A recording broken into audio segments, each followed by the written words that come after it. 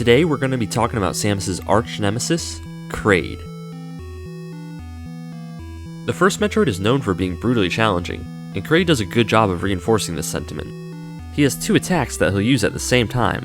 One of them is avoided by jumping, and the other one is avoided by not jumping. My most observant viewers will notice that Kraid's going to hit you no matter what you do. As if that wasn't annoying enough, if he knocks you in the lava, you're going to have to sit there and watch your energy slowly drain away. I ended up having to tank the hits and blast him with missiles over and over again until he died. I was genuinely livid by the end of this fight. The whole time I wanted to go into the screen and strangle Kraid myself. Although, looking at him now, I don't think he has a neck.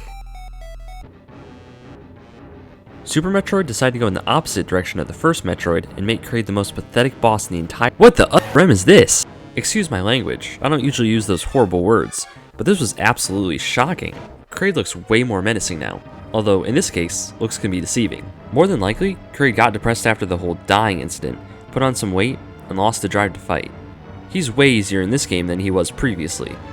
One of the many great things about Super Metroid is that it honors the first game while understanding that it has a lot of bullcrap. Kraid still uses the same attacks, but now we can tell what they're supposed to be. Sort of. Future games would take more inspiration from this Kraid than the first one, and I think it's safe to say that Super Metroid's Kraid is the most iconic.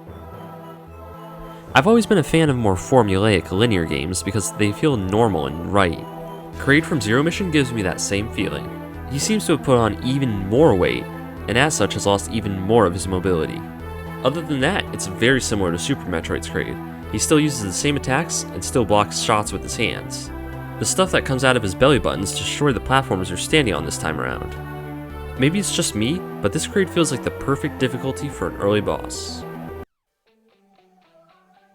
Metroid Dread's bosses are by far the best in the series, and Kraid is no different. There are two phases, one where he vomits apples at you, and another where donuts fly out of his middle belly button.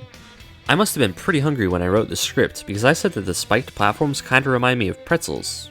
You know, the kind of pretzels that are covered in blood. Or ketchup. Although, if you're eating pretzels with ketchup, then that's basically proof that you're a psychopath. So maybe just stick to the blood. The second phase of this fight is what makes it so special. You have to shoot at the donut dispensing belly button in order to bring down a part of the wall that can, rather conveniently, be hung onto with the spider magnet. Once you get up there, I assume you can one-cycle Kraid, although I've never been good enough to do it, so I probably shouldn't even be saying that. I am good enough to get the bombs early, however, which means that I can dive into Kraid's stomach and blow him up from the inside.